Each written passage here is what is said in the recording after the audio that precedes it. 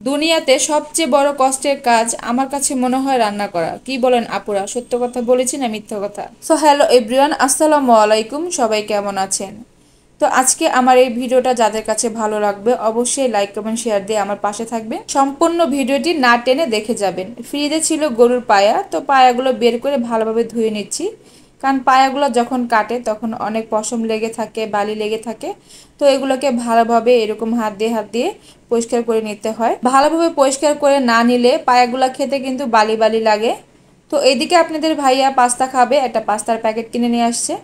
তো আমি পাস্তার সাথে সামান্য পরিমাণ নুডলসও দিয়ে দিলাম আর এগুলোকে সিদ্ধ করে নিলাম। অন্য চুলায় হচ্ছে আমি পায়াটা বসিয়ে দিয়েছি। হলুদ, মরিচ, আদা, রসুন, কাঁচা মরিচ, পেঁয়াজ সব একসাথে দিয়ে বসাই দিছি। পায়াটা 2-3 দিন জাল দিয়ে পরে খেতে হবে। এদিকে আমি টমেটো আর ডিম দিয়ে পাস্তাগুলো রান্না করে ফেললাম। আর সন্ধ্যার নাস্তা করে আমি একটু শুটকি ভর্তা বানিয়ে নিচ্ছি।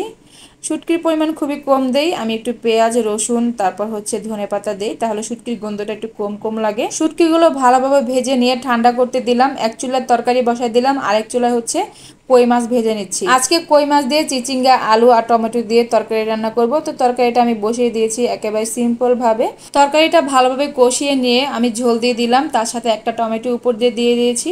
টমেটো দিলে তরকারিটা খেতে একটু মজা হবে। এইদিকে শুটকি ভর্তাটা কিন্তু বানিয়ে ফেলছি।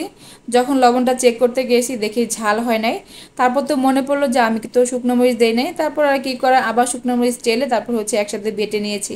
আসলে যারা মনে করেন ভিডিও করা অনেক সোজা, তাদের জন্য বলতেছি এত সোজা না। কাজ করা, ভিডিও করা অনেক সময় অনেক জিনিস মিস্টেক হয়ে যায়। এদিকে তরকারিটা কিন্তু প্রায় হয়ে গিয়েছে। আমি মাছ দিয়ে দিলাম, তার সাথে ধনেপাতা আর জিরা গুঁড়ি দিয়ে তরকারিটা নামিয়ে ফেলাম। আর আপনাদের ভাইয়া আগেই হচ্ছে পটল ভাজি আর কাঁকরোল ভাজি করেছে, তার সাথে হচ্ছে মিষ্টি কুমড়া ভাজি রান্না করেছে।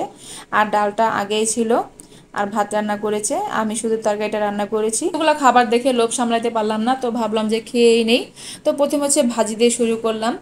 আর আপনাদের সাথে প্রথমেই বলতেছিলাম যে আসলে রান্না করা কিন্তু অনেক কষ্টের কাজ, এত সহজ না।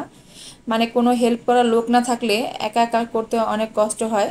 মাঝে মধ্যে মন চায় অনেক কিছু রান্না করি, কিন্তু রান্নাঘরে গেলে আমার মনে হয় কান্না আসে। কি আর করার, যতই কষ্ট হোক না কেন সে রান্না নিজেকেই করতে হবে, এত আফসোস করে লাভ নেই।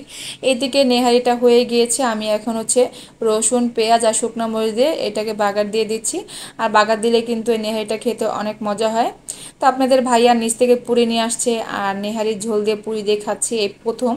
আমার কাছে অনেক মজা লাগছে, রুটির থেকে অনেক ভালো লাগছে পুরি দিয়ে খেতে। দুই ভাই মিলে যুদ্ধ করতেছে কে আগে খাবে কে পরে খাবে। আসলে দুই ভাই একসাথে হলেই মনে হয় এরকম হয়। তো এদিকে নাস্তা করে তারপর হচ্ছে একটা চাদর ছিল, চাদরটা ভিজিয়ে নিচ্ছি। আর আজকের মতন আমার ভিডিওটা এই পর্যন্তই। সবাই ভালো থাকবেন, সুস্থ থাকবেন, বেশি বেশি লাইক কমেন্ট শেয়ার করে দিবেন। দেখা হবে নেক্সট ভিডিওতে। আল্লাহ হাফেজ।